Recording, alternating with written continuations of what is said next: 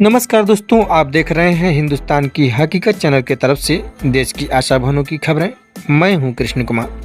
दोस्तों, संसद के लोकसभा में माननीय प्रधानमंत्री नरेंद्र मोदी जी का सभी लोगों ने तहे दिल से स्वागत किया। साथ ही साथ एमपी बजट में विभिन्न तरह की प्रस्तावों को रखते हुए आशा व हेल्प वर्करों के लिए मांग उठाई गई। वीडियो अच्छा है, फुल वॉच कीजिए और इसे अधिक से अधिक लोगों को शेयर कीजिए। वीडियो को लाइक कीजिए और चैनल पर पहली बार वॉच कर रहे हैं तो सब्सक्राइब जरूर कर लीजिए। धन्यवाद अध्यक्ष जी कि आपने मुझे पूरक प्रश्न पूछने की अनुमति दी। सरकार ने कोविड वॉरियर्स के क्रैश कोर्स की अच्छी योजना बनाई।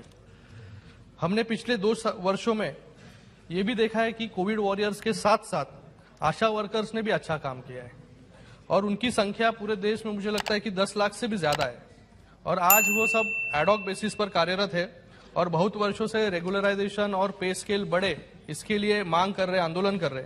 मेरे मंत्री जी से ये प्रश्न है कि इस कोर्स में कितने आशा वर्कर्स ने एनरोल किया और क्या सरकार इस कोर्स के माध्यम से आशा वर्कर्स के लिए एक डेडिकेटेड रीस्किलिंग या अपस्किलिंग के लिए कोई प्रावधान करेगी क्या, जिससे उनको गेनफुल एम्प्लॉयमेंट मिल सके?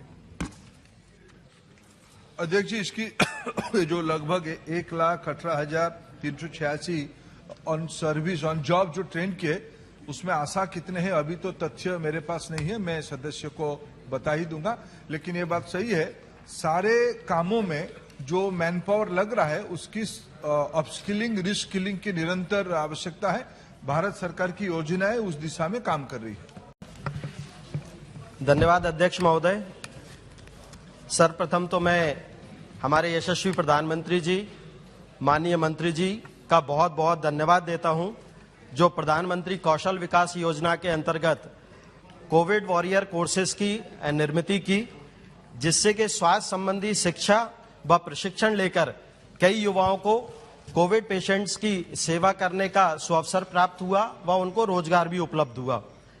माननीय मंत्री जी ने तो कोविड काल में जब ये पेट्रोलियम मंत्री थे तब भी मेरे क्षेत्र के लिए काफी राहत दी।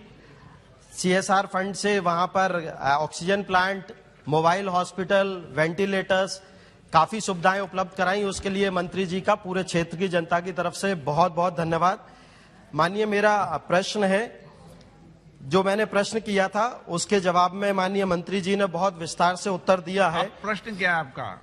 माननीय, जो कोविड वॉरियर कोर्सेज चालू किए थे, करीब मेरे पूरे देश में ही चालू हुए।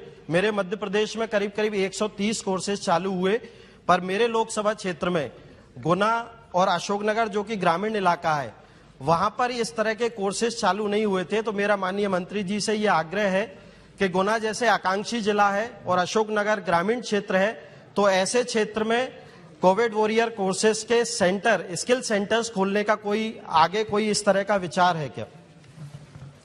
अध्यक्ष जी, आदरणीय सदस्य को मैं बताना चाहूंगा कि जो देश भर में लगभग हमारी टारगेट था कि 2 lakh corona warrior course crash course हम लोग शुरू करें।